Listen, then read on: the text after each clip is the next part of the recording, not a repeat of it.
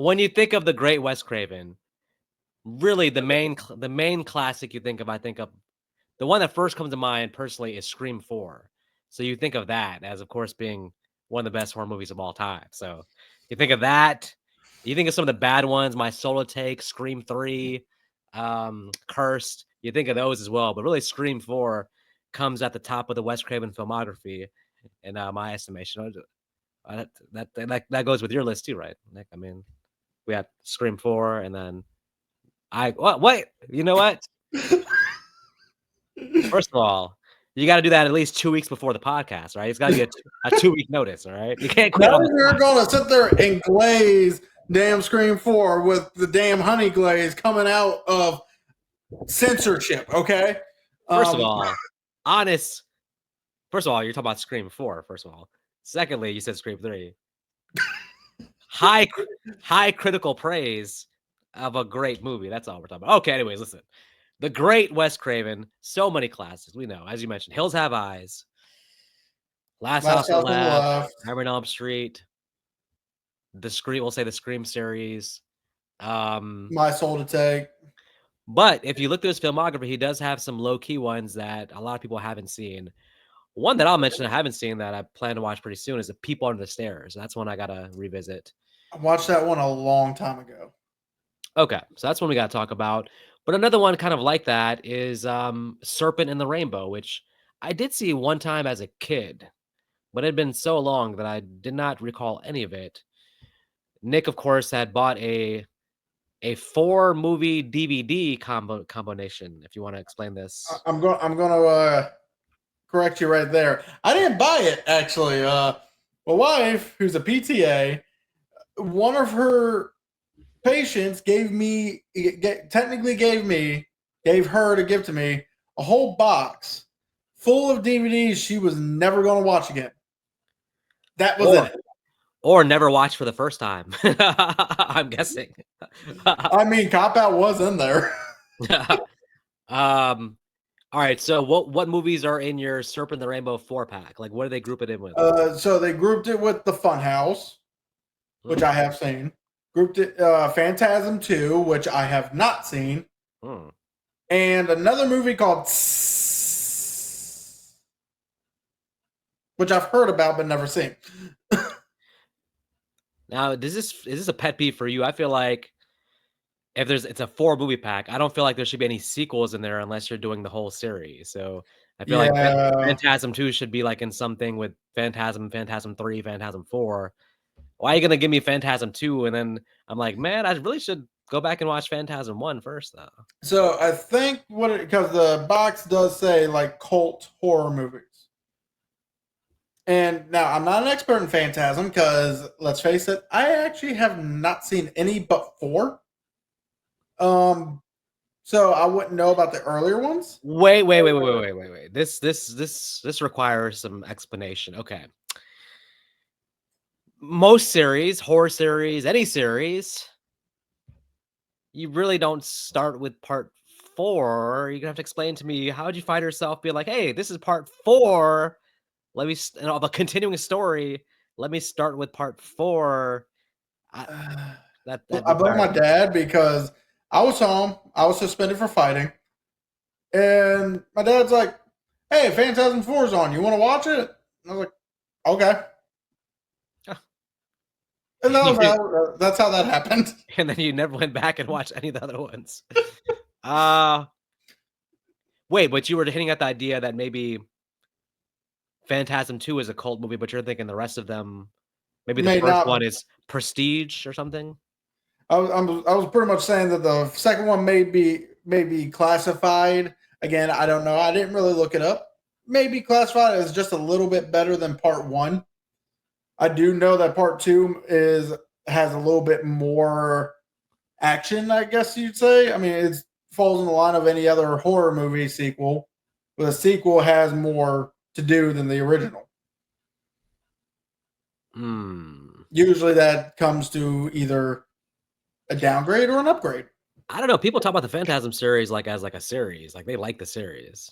It's not one of those things where it's just like people are just like, you know, you have to see the first Phantasm. It's usually like, have you seen the Phantasm movies? I don't know. I think I would assume there's not a huge drop off in that series, but maybe. I don't know. It'll be a series we watch one of these days, I'm sure. Yeah, and it's one of those series too where like I know the names. Is there someone named there's someone named Reggie in there, Reggie, and there's like a caretaker or something, or the tall man. tall man. Yeah, so I know the names. Should I watch that first or Hellraiser? I'm pretty far behind. I gotta watch that and Hellraiser. Well, with Hellraiser, I would not be mad if we just ended it at 2. Yeah. We don't need to watch 3 through what the fuck ever. That might be a good doubleheader just to do part 1, like watch 1 and 2 together. Awesome. Yeah. Well, we're here today to talk about Serpent and the Rainbow, which is from 1988. 7 million budget, actually made 19 million at the box office. So it was a moneymaker comparatively for that time for a low budget horror film. Wes Craven was in a place where he had done Nightmare on Elm Street. No, well, I mean, I don't think so, but maybe. Well, I mean, whatever drugs he was doing when he did the first Nightmare on Elm Street would be here too, because it's kind of in the same. He likes dream type scenarios, I feel like. But no, Wes Craven is a professor, a very intelligent person. I don't think he was necessarily using drugs, although if he was, I understand with some of these, some of the visuals there. But career-wise, if you allow me to elaborate, he had done Nightmare on Elm Street, 1984, big hit movie. Unfortunately, he wasn't. He had kind of sold his share of Nightmare on the first movie during the process of making it. So the movie made so much money, but most of that was going to Bob Weinstein, not Bob Weinstein, but Bob Shea at New Line Cinema. So New Line was cleaning up. Eventually, down the line, they would let Wes Craven get in on some of the profits that he had missed out on. But at the specific time, he was kind of mad at New Line for essentially cutting him out of the Freddy thing, and then didn't come back for Nightmare Part 2. Had very little involvement with Part 3. Wrote like a first draft of the script, but apparently they ended up using something else essentially. So Wes Craven's over here doing his own thing while the Nightmare series is making boku money throughout the rest of the 80s. So Wes Craven signs a deal with a company called Alive Films, which at the same exact time, John Carpenter had also. So John Carpenter was making like Prince of Darkness, They Live. I think one other one was the Alive Films.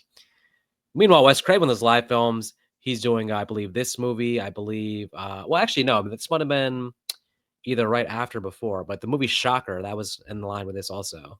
He did this movie. A fun movie. He did Shocker, and I think one other thing. Shocker is actually a fun movie as well, but you can make a case that in this movie and Shocker, because Shocker does have a little bit of Freddy in it too. Shocker feels like he's trying to almost create like a new horror villain icon. And this one feels like it's kind of still has some of that dream feel, that someone that's going to get you in your nightmares, we can say. I blame the shaman. Well, yeah, the shaman for sure. But at the same time, it's a very, very. I don't think Wes was doing drugs. I feel like when I'm watching this movie, I felt like I did drugs because I'm really like, now in a good way though, because this movie has a different feel than almost any movie I've ever seen. You got to say the uniqueness of the setting, the visual, the scenery, the acting, everything is pretty unique here. I have to say that this is definitely, I don't know if I'm going to say fun, but it's an interesting watch. Nowhere near fun. This movie's actually pretty depressing when you actually go through it. So, you know, the core thing here with the Serpent and the Rainbow is that zombies. It's a zombie movie, basically. It's a zombie movie, but a different take on zombie movies. And technically it's based on well, okay. Well, so you said it's loosely. There was a book that came out, which was an actual real account of somebody going to Haiti and, you know, studying voodoo, or actually trying to find this powder thing that supposedly there was a guy who had been reported dead, but then 18 years later was alive and had told people that he had been brought back. So this was a real thing that somebody was going to investigate, a guy, and the guy reported on it, wrote a book about it. Now, of course, that's like some 20% of the movie is like kind of true things based on that. And 80% is, of course, now The horror. adding in all the supernatural bullshit to basically make this like a big time supernatural movie. So inspired loosely by a book, but yeah, Of the same name. A lot of this stuff is going to be a fictional account in order to make it more entertaining, have zombies, have big fight scenes, have nails hammered into places they shouldn't be hammered into, that kind of stuff. Well, he definitely getting someone pregnant. I'll say that. Well, Bill Pullman also, I have to say, is a very underrated actor. He's always good in everything I've seen him in. Everything from giving the Independence Day speech about the aliens, everything from even, you may or may not like this, but he has a solid romantic comedy with Sandra Bullock called While You Were Sleeping. Great movie. I mean, if I guess I have to embody my dad when I say anything with Sandra Bullock is a good movie. Yeah. Sit down with your wife, watch While You Were Sleeping. You'll feel all warm and fuzzy on the inside. I don't need to watch While You Were Sleeping. I watch her while she's sleeping, okay? No, but watch the movie though. It's actually pretty solid. Well, you got to be in the romantic comedy mood, but that's where Hot Eyes comes in at. Well, here's the thing. I'll say it's Hard Eyes. Fun first watch. Didn't love the second watch, but I can see where the appeal is, and a lot of good. I guess I know I'm going to my Hard Eyes rap, but basically I like it as a comedy. I just don't think the horror part of it worked, but I do think the comedy worked very well there. So like I said, how do we get back to Serpent and the Rainbow then, fool? Oh yeah, true. Well, you brought up Hard Eyes up. You triggered me into. You know what? Before we start talking, this is what the edit button is for. All right. Is that your zero sugar? Mm-hmm. Yeah. Big improvement there. You have you adapted to the are you okay with the taste? It doesn't taste awful. Especially I don't know if you noticed that the covers pretty much changed with these new Mountain Dews. Yeah. That's because I've heard and looked it up. They actually took out an ingredient called bromide. I do like they took out the bebeba. All right. So they took out a type of like oil that's supposed to preserve the flavor. Yeah. Because I guess it was causing health issues in a lot of people. So they took that out, but in order to, I guess it still had some flavor in that type of oil because they took it out, and I'm assuming they added something in to recreate it, but it just doesn't taste right. For some reason, zero sugar now tastes like regular Mountain Dew to me. Oh, wow. Probably because I also hadn't drunk it in like 2-3 weeks before I went back to it. Yeah, honestly, with that, man, I'm drinking the zero sugar Sunkist. The zero sugar drinks are actually, I don't know, I agree they taste better than the diet versions, even though I don't know, maybe that's the change there, but like zero sugar Coke, that they all taste better to me than the diet versions. Well, diet never tasted good to me.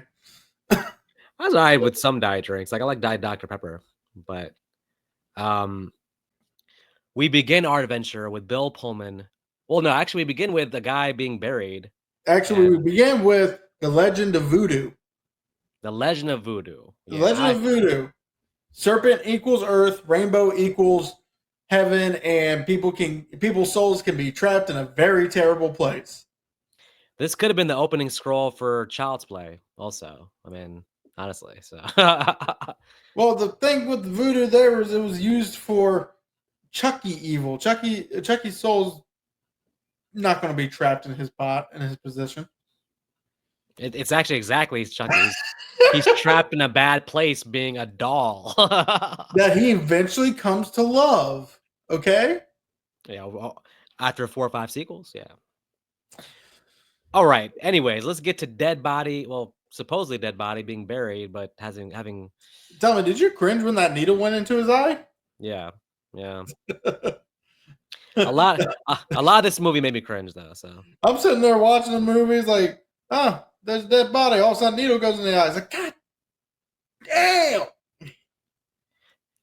something about the eyes. I agree. Like, I don't know if I could ever get LASIK eye surgery just because I know they numb your eye, right? But I know there's some moments still where something has to like your eye has to stay open, and like it's like Yeah, it's when the laser's coming towards it. yeah. And I know it's supposed to be relatively painless. There's like because both my sister-in-law and my mom have gotten like a version of it, and like it's more of a light pressure on your eye. But I just feel like anything with my eye being open, it's like, no, I'll do anything if you're putting me to sleep. I don't want to be awake. It's like put me to sleep and then open my eyelid and do it. I don't know. Right. Just cut my eyelid off while I'm sleeping and then sew it back on when we're done. Take the log route. I don't care, but yeah, but anything with the eyes, needles don't bother me. Like in general, like I have no problem like going giving blood, things like that. Like Needles bother me. okay. I'm okay with needles. And Like, one time, and I actually got a funny story. One time, I was still in the Coast Guard. I went to go get, my bi-yearly checkup. And this woman who was drawing my blood had vampire pictures all over the damn room. huh. I looked her square in the eye and said, "Lady, if I see you start drinking that, Your we gonna have issues." Your imagination was going crazy. You thought you was an episode of True Blood. That was an episode of freaking Buffy at that point. No, you would need die in that show. You would need Buffy to come help you at that point. So wait a minute. The biggest fan of the Terrifier movies now. When you say needles, you just mean like your interaction with needles, but you can like, I mean, you watch Art the Clown. Well, I guess those are knives. Those are really needles, though. I'm about to say those are knives. Those aren't needles. But every time, like, say they have like a close-up scene of a needle going into a vein, I always have to look away. Wow, I can't fucking do it. I would never ever suspect you of that. That's interesting. If you come at me with a needle, you're getting punched. Okay. It sounds like you're gonna cower in the corner, like, oh! It sounds like you're gonna react to like Jason seeing water in Freddy vs. Jason. No, my foot's swinging. Okay, I'm swinging my foot at that point. Wait a minute, I just said that because you just create this wild scenario in my head where like someone comes up to you like with a knife and you're like, yeah, let's go, but then like they put the knife down like and pull out the needle. You're like, oh! Yeah. Could it actually play out that way? No, because then, like I said, I'll just go downright insane. It's just like as you said, pull out a knife. Okay, I'm going to have fun. Pull out a needle. No. Oh man, this is wild. You want to see me get serious? Pull out a needle and a fight. We'd be serious after that. Man. Well, this opening with this guy crying in the coffin, I think it's the first hint of some zombie stuff is going on here. The thing is, are they really zombies? They call them zombies, but they still seem like they have normal brain function, normal everything. The only difference is this guy is so powerful, he takes their soul. Some of them do. There was one that had came back, but wasn't really communicating. But then there's another one who talks and stuff. Yeah. Well, she newly came back. Okay, so I guess you're saying over time.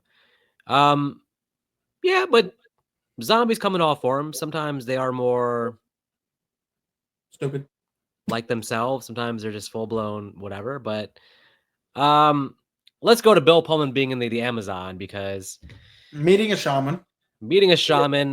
And listen, I guess maybe it's customary in different cultures. I hope that's the right word. Customary to accept any drink that's given to you, but I don't know if it's really. I'm good going against the culture and be like, you know what, I'm gonna not drink this cup of whatever this goo is. But wait, that drink helped him establish his spirit animal of the jaguar. Okay. Oh man, yeah. Well, and at first, to be honest with you, when I first watched this movie, I was thinking to myself, damn, what drugs did they give him? I was like, so this is all like in the first 10 minutes. I'm like, when he gets to the helicopter and his friend's dead, I'm just like, this movie's starting at 100. Is this literally like he's gonna be on the run now the rest of the movie? I'm like, whoa, this is like a super fast pace. Like he's already in the thick of something going down just by drinking the stuff. So then I was kind of thrown back when it's like he's like then back in the city, Yep, and I'm just like, huh? Like, back but in the city, and now BioCorp wants him to go look for this amazing drug that can bring that. Let's face it, they did not believe in zombies. They didn't believe these people ever actually died. They just assume they just want to find out what drug they gave these people so they can then use it. Because yeah, I will say this movie gives a really damn good point on why. well, yeah. As Because you they give us the as you freeze for a moment on screen, do you want to unfreeze and tell us about this this point? Your face froze after you said that. Like I was like, oh, for suspense, he actually froze his face on screen. Wow. Before he tells us like more. I should probably mention you've been freezing. They give us the stats of people not dying in surgery because of the surgery, but by dying because of anaphylactic shock. Right. So because of that, if this drug is doing what they're thinking that it's doing, then that person will not be able to feel all that pain and can survive surgeries a lot. They'd have a higher success rate of surgery. Yeah. It's interesting.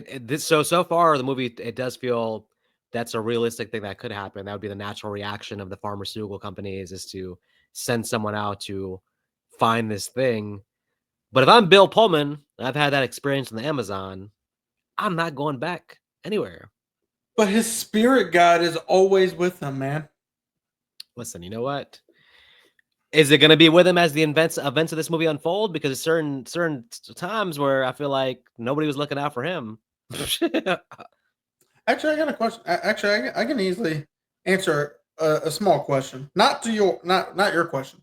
The question of can drinking something cause a spirit you to find your spirit animal? Hmm. You might want to cover your ears. This is going to get loud real quick.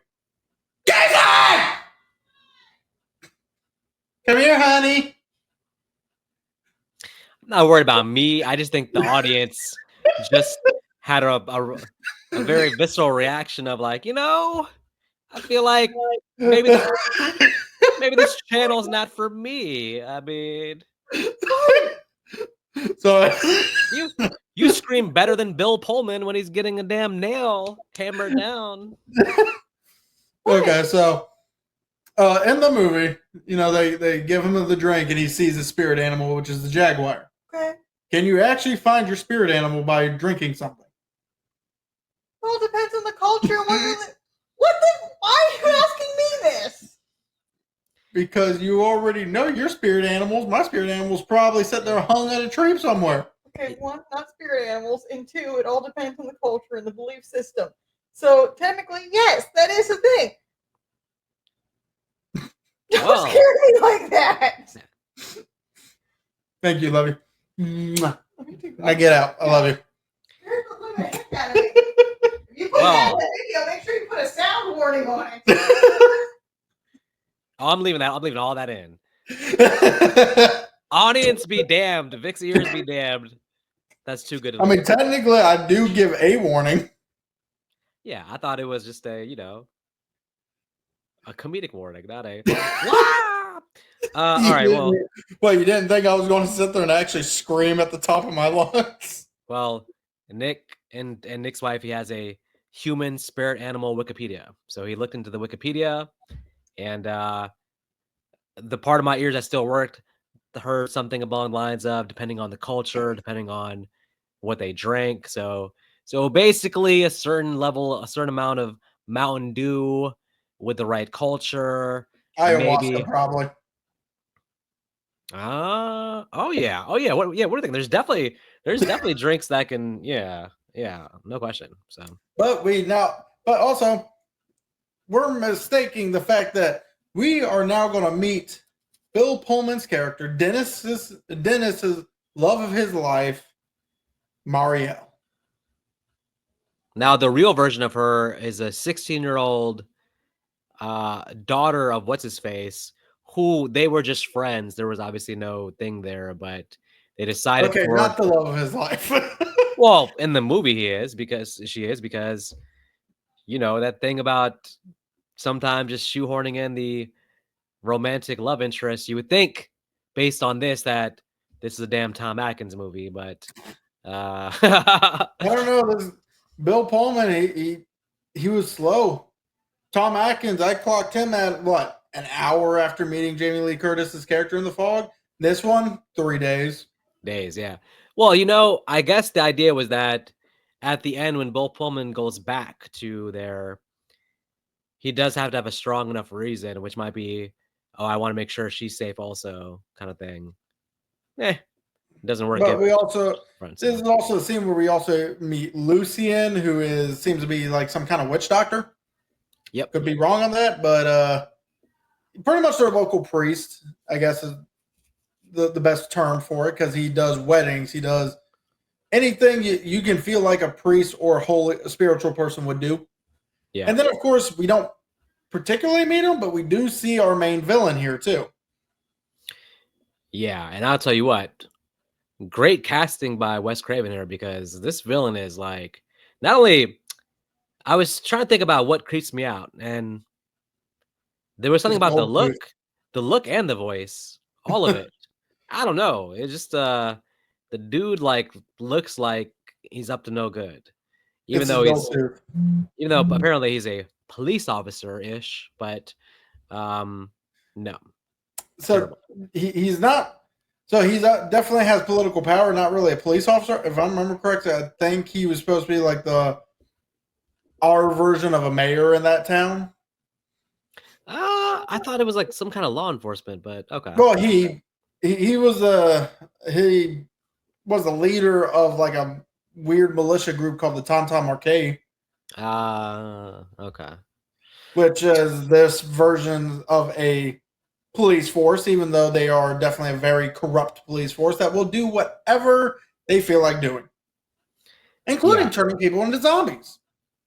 Well, look, you got to do what you got to do sometimes, all right? So, I mean, he had a lot of political power that he could do whatever he wanted and not be in trouble. yeah. So, I mean,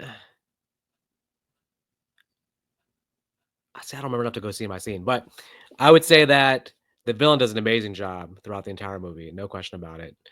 But Bill Pullman also has like he's a very well, actually, what's his character's name? I'm messing up here. Allen Dennis, or Dennis Allen. I don't know how. I know Dennis and Allen. I know that's in his name. As Dennis Allen or Allen Dennis, either one. He also meets what's his face, who can actually make the powder. Yep, Mozart, and they do a kind of a fun cat and mouse thing first of just like, I'm not going to give you the real powder. Oh, I know you didn't give me the real powder. I'm going to show you that I'm going to show you that I know that you know that I know that you didn't give me the real powder. So, and now you'll trust me to give me the real powder. Technically, Mozart thinks because Mozart gave him rat poison. Basically try to kill him. Yeah. Yeah. Well, at the end of the day, he's like, look, this is going to get rid of your enemies, which is fair. Yes, it will get rid of my enemies, but it won't make them soulless zombies, which is what this guy was going for. Plus, he didn't seem like he cared when he watched him drink it. He's like, well, dead man. So, but he didn't really like give it. Well, he definitely seemed shocked about it. He's like, what the hell did you just do? Yeah. Now, look, the movie, if that was straight up and Bill Pullman just being an idiot, then the movie could have ended right there. Just end credits, pass out, and dies over. But not true. Dennis knows magic. Not black magic like our main villain knows. Good magic. The form of sleight of hand. Yes, he can make a coin disappear from your hand, and then the actual poison in his hand. The actual poison appear on the back of your neck. So now, where'd the coin go? Is my question. See about that. What happened to the coin? But before we get our fun little montage of them creating this powder, we finally get the first interaction of our characters meeting Petru, who is our main villain. And I'm just sitting there thinking, this guy a little sadistic, ain't he?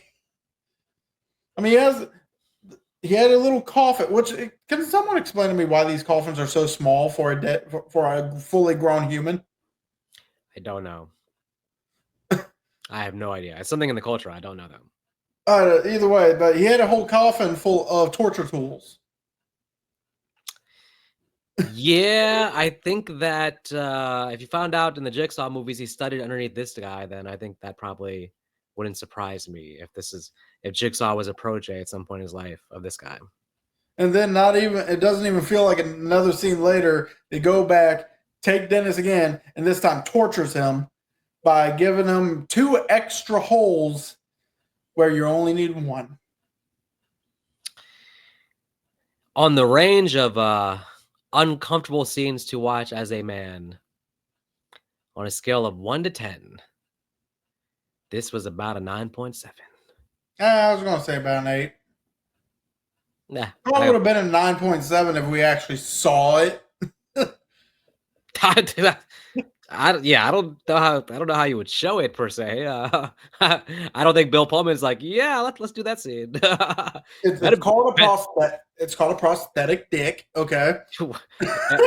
If you're Bill Pullman, you're sitting there. Would you trust even the prosthetic part? Like, I'd be like, wait a minute. So underneath all of that is still my thing, though. Look, Like, I guarantee you, what they would have had was him wearing, because in movies like this, that is not corn or whatever you want to call that.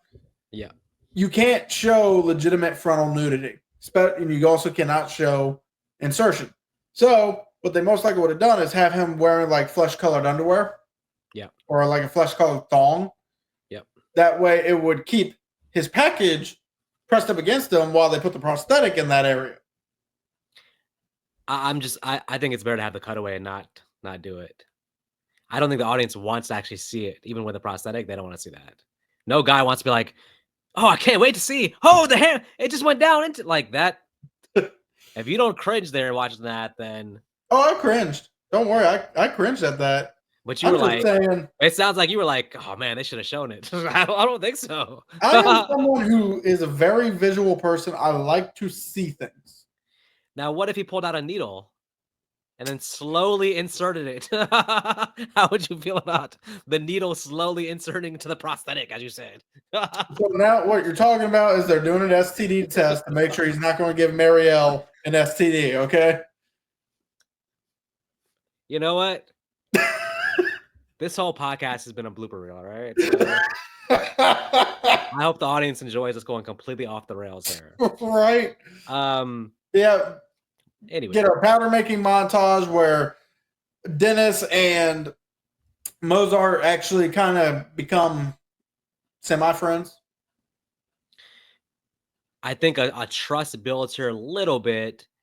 Mozart's thing is like he wants fame. He's like, I mean, he wants to make money on the side with this, but he's also just like, well, think about it this way. Make sure you know, make sure they know, right? So make sure they know my name as I'm creating this thing, and yeah, a little bit of a bond there, to a point where like I'm shocked that at the end Mozart, being as resourceful as he is able to actually get him the thing on the plane, give him the powder. So, well, yeah, you got him the powder on the plane. Problem is, that act costed this poor man his life, because at the end the movie does a really good job of us caring for Mozart at the end of this.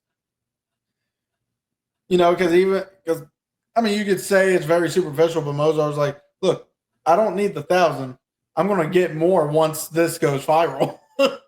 That's smart business. Like a one-time payment of 1,000 versus becoming worldwide famous for this, and as you said, making way more money. But since I guess we're already there, like Bill Pullman comes back home, and this is like now the third time in the movie, I guess the second time in the movie, where he's escaped a certain scenario and he's back in the supposedly safe confines of his hometown. Well, I mean, to be fair, the way that happened was he gets framed for killing off Christoph's sister. Mm-hmm. Christoph, a character we never really mentioned, but there's only one pivotal scene with him so far. Mm-hmm. Yeah, he kills off Christoph's sister. Unfortunately, it passes away very violently. Her head was gone, right? Yep. And Decap- Petru is using that as a way to force him out of Haiti, so that way he is no longer whatever kind of threat our main character is, even though our main character just wanted this powder. Let's face it, if Petru just left him alone, Yeah. some of this bullshit would never have happened with him. So base idea is you go back to your country, but because he took the powder, they're like, oh, he's about to bring more trouble to our country. So he's still being haunted in America to a point where at the dinner party, He uses voodoo to use someone who he should not have this woman's soul, so he shouldn't be able to control her the way he does. yeah, she got to be like, you know, what do I got to do with this? Why are you messing with me? Like, I got to do this. But The movie is set up through Petru has power over those he has the soul of. yeah. Which I can see makes sense, you know, and I guarantee you having so many souls also gives him extra power, but I still don't think he would be able to have any kind of influence or power over somebody whose soul he does not have. Yeah, I agree with that. So this scene makes no sense, though it is the only thing forcing Dennis to go back to Haiti, where he then abruptly gets arrested. Right off the plane. Right off the plane. But luckily it was Lucien that arrested him. I guess my thing is here, I was getting the point of like the idea of like, all that said, should he have come back? Well, he needs to make sure his beloved lass is still alive. I mean, this movie works out perfectly well at the end with like a over-the-top happy ending, but what probably would have happened him off the plane is probably he just gets killed. But if the bad guy was smart enough, yeah, he just gets shot the minute he's off that plane. the bad guy is like has such a huge advantage here at the end. I'm just like, bro, how did you end up losing this thing? Like, I don't understand. Like, and by the way, the funniest thing about the bad guy is his speed when he jumps at somebody when he starts a fight scene. That's like some Mortal Kombat stuff. The way he speed, like it's like a cannon shoots him into the scene when he like starts a fight scene. Yeah, that is weird that he has this power because he has all these souls, which gives him extra power. Why is his hair extra gray though? His hair's not been gray this whole movie. Now all of a sudden it's gray. The stress of this situation causing for 5 seconds, because when we last saw him, he was burying him literally like hours before the situation, and now all of a sudden he has gray hair. Yeah,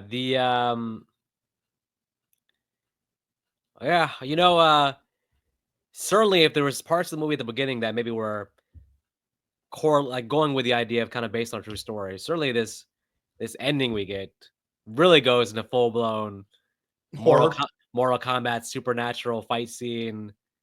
I wouldn't say horror. I would say, well, so actually, here's an even bigger thing. During this, at least the first time they're going at it, the girl breaks the jar that had Lucien's soul in it. Yep. Not Dennis's soul, but Lucien's. Yet somehow Dennis gets his soul back because, then all of a sudden a jaguar encases him. Yeah. Okay. Maybe I missed something, but I'm pretty sure it was Lucien's jar that she broke.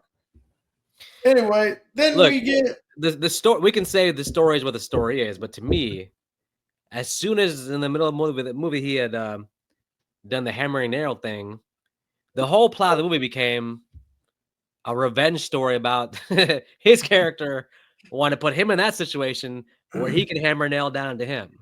That became the revenge plot of the movie, in my opinion. Well, I'm trying to figure out, why did our bad guy, who still had, at least from the looks of it, another 50 souls, so he should have a lot more power still, all of a sudden afraid of one man who allegedly got his soul back? Same reason why you said he was at the end throwing him around instead of just like finishing the job. It's classic horror villain becomes an idiot at the end of the movie, and classic final girl, final guy has amazing plot armor to get them through. But really the villain acting like an idiot that's how most of these movies are solved. It's not like, oh, we defeat the smart villain. It's like the villain suddenly becomes an idiot or does something dumb or gives a stupid monologue, and then they're gone. Can we also talk about all the stuff leading up to the actual fight? Like, the guy's going through this police station full of horrors, almost like it feels like I'm watching Prince of Darkness style John Carpenter-esque monster movie turned. Well, you got what's his face is giving a speech based on the other dude telling him what to say, and then lifts his own head up. Which reminds me of The Thing. Yeah. I think this was the whole ending is it's a good. It's not like Wes Craven himself is doing the effects per se, but it's kind of like it goes back to Nightmare on Elm Street too. It's like he does like that kind of thing. So it's to me it's just Wes Craven going balls to the wall. Like he's just like maybe I don't know if there was any like test screenings or studio interference. This feels like the complete Wes Craven vision, in my opinion. And then of course we have to get one more. I'm assuming nightmare sequence with another fight scene. Yep. Which then ends with our main villain dying by having his junk pierced, just like he did to our main character. It had to end this way. The some of the nightmare sequences like that, the coffin thing, the snake thing. There is like definitely some pretty disturbing imagery in this movie, I would say for sure. And nothing more disturbing than the whole nail thing. But what about the snake coming out of that one ghoul's mouth and biting him?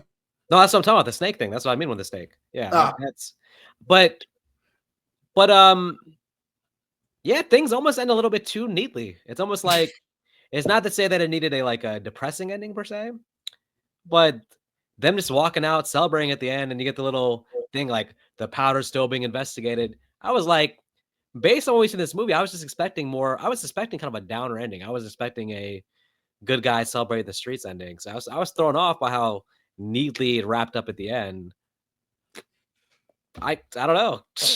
The happy ending felt against the tone. I don't know. Weird, it's strange. Especially with the whole political horror going on along with it. Yeah. Because you get your B plot of the whole political side of this movie. Yeah, everything is like basically in chaos at the end because of the political stuff. So. Yep. So, but at the same time, our characters used it to their advantage. Our bad guy couldn't sacrifice Marielle to rejuvenate his man powers. Yeah, and Bill Pullman got the girl in the end.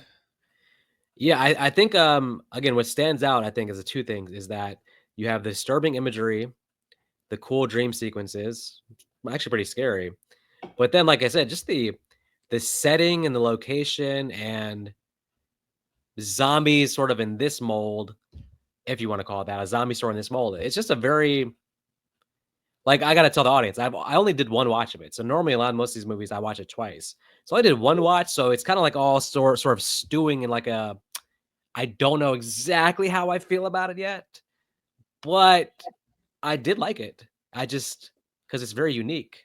So I think it's a good movie for sure. But it's a strange experience watching this movie. I'm not gonna lie. You sit down, you got it's balls to the wall. It's out there, but I like it. For me, I will definitely say that this movie is not a really heavy rewatchability. You know, obviously the first time we always miss at least one or two things. The second time makes everything make more sense because now you know what to look for. So you'll be able to pick out all the different clues on everything. But usually after the second time with a movie like this, the rewatchability drastically drops. Like maybe a once every 3 years kind of watch after you kind of everything comes out of your brain. Agreed. So overall, acting's good. Music was decent with some of this movie when they actually had the score playing. Yep. And the ending is balls to wall. The ending is definitely the most fun. That could possibly be rewatched like 2, 3, 4 times. Just that last 10-minute segment. The ending for some reason reminded me of like Big Trouble in Little China. I don't know why, but it felt like mystical. I mean, I guess it was voodoo and stuff, so it was mystical. But yeah, I do have to watch at least one more time eventually to like for solidify my final opinion on it, but right now I feel like very interesting. And also, surprisingly, only an hour and a half long. It's an hour and 37 minutes. It feels like a movie that was probably was longer, but it's only an hour and 37 minutes. So it actually is pretty. And, There's not that much air. yeah, and also it doesn't feel like anything was really cut out. Yeah. So I appreciate a good 90-minute movie or hour and a half movie that doesn't feel empty. It feels like they got everything across they want to. So it's a good pacing. yep. So everyone, as always, you don't have to go home. You do not mess with voodoo doctors. If you mess with them, make sure it's on their good side and not their bad. And you don't have to drink something to find your spirit animal. You can probably find one in the easier way, I'm guessing, instead of drinking weird mamo juice. Just do what my wife did when she found her spirit guides: meditation. There you go. Peace. Peace.